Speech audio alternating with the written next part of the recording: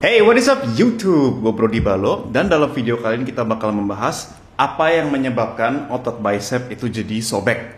Nah, gue sadar bahwa ini hasil yang nomor 2 dalam voting poll, tapi kalau gue baca-baca komentarnya, a lot of you guys make a lot of really good sense in that sudah banyak yang membahas apakah boleh push up setiap hari. Oke, misalnya lu klik di YouTube dan lu search bicep tear, ada kompilasi video-video sangat mengerikan di mana orang lagi melakukan deadlift atau bicep curls, lalu otot bicepnya putus. And yeah, it's scary. Jenis bicep tear ada 2. Proximal, karena yang di sebelah sini, sama distal, yang di sebelah sini. Bicep itu nyambung di sini sama di sini. Dan disclaimer, I'm not a physiotherapist, I'm not an orthopedist. Kalau misalnya kalian mengalami cedera di bicep, see a professional, jangan cari advice online, that's just not smart. Biasanya yang lebih sering terjadi adalah distal bicep tear, di mana bicepnya copot dari sambungan di elbow sini. Paling sering terjadi pada gerakan deadlift dan bicep curls. And quite often, penyebabnya satu, teknik nggak bener. Robeknya otot bicep itu bukan sesuatu yang sering terjadi saat melakukan deadlift atau bicep curls. Bahkan kalau kita melihat statistik di mana orang-orang mengalami cedera bicep, seringkali yang terjadi adalah bicep mereka sobek saat mereka lagi bantu pindah-pindah barang. Makanya dulu gue pernah bikin video cara mengangkat benda dari lantai yang bener tuh gimana. Dan intinya adalah kalau lagi ngangkat benda berat, gunakan otot kaki, otot punggung. Jangan rely on upper body saja. Karena jujur aja, upper body jauh lebih lemah daripada lower body. Dan kebanyakan orang yang mengalami bicep injuries, mereka lagi ngangkat-ngangkat barang terus bawahnya tuh kayak gini nih. Bukan pakai kaki, bukan pakai lower back. Kalau lagi kayak gini yang menahan bebannya apa? Ya otot bicep. Dan banyak cedera bisa terjadi di situ. But kita kan interested in gerakan deadlift and bicep curls. Solusinya sangat mudah kalau untuk deadlift.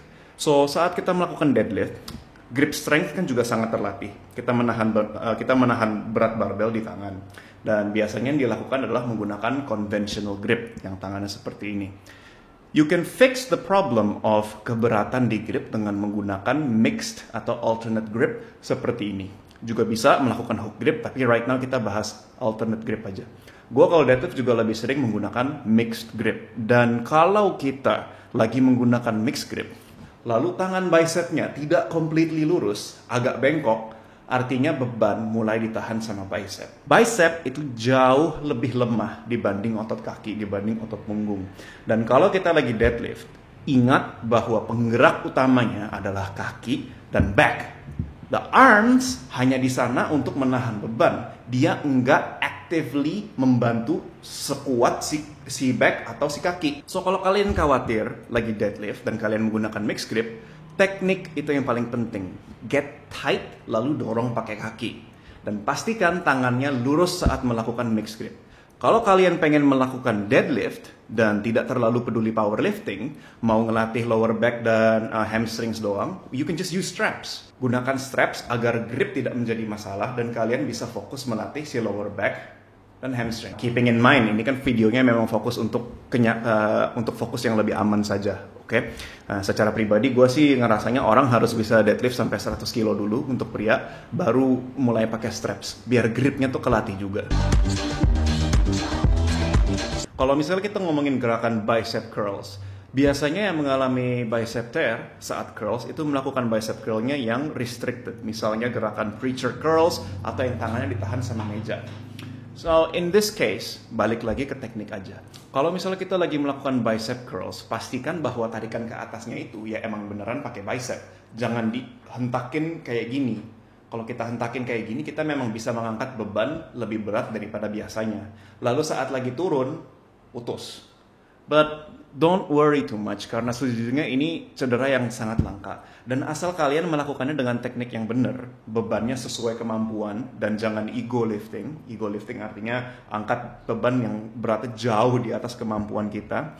Biasanya sih nggak bakal terjadi. Don't worry too much. Dan ingat prinsip teknik latihan yang benar. Kalau lagi naik ke atas, boleh cepat, tapi saat turun agak pelan-pelan. Tapi bukan berarti menggunakan hentakan tubuh yang gerakan bicep curl-nya berlebihan dinaikin ke atas, lalu itu memang meningkatkan risiko cedera. Misalnya bicep kalian memang cedera atau kalian mengalami cedera apapun, stop latihan. Stop latihan dan stop lakukan gerakan yang memang masih terasa sakit. And find professional help. Okay, I think one of the good Indonesian YouTubers yang lumayan sangat hebat ngomongin topik ini adalah The Indo Physio. I highly recommend him. And misalnya kalian ada masalah dengan cedera or whatever, check out his channel and just contact him. Get a professional, okay? Sobeknya bicep tendon terjadi karena teknik salah dan memang otot bicepnya tidak kuat. Listen to your body. Misalnya kita lagi latihan, melakukan curls atau melakukan deadlift, dan ototnya memang mulai terasa agak regang, agak panas. Stop. Ini gue nggak tahu benar atau enggak, tapi gue memang baca banyak di forum-forum tentang orang yang mengalami injury di bicep, dan mereka bilang sebelum putus, ototnya itu terasa panas banget, terasa pegel banget, pump berlebihan. So, listen to your body, okay? Kalau misalnya memang sudah kecapean, sudah kesakitan, mendingan lu stop agar besoknya masih bisa latihan. Because if you get injured sampai cedera, istirahatnya tuh harus lama banget. Okay, that's it guys. Thank you for watching this video. Don't forget to click like and subscribe. Stay strong and question everything.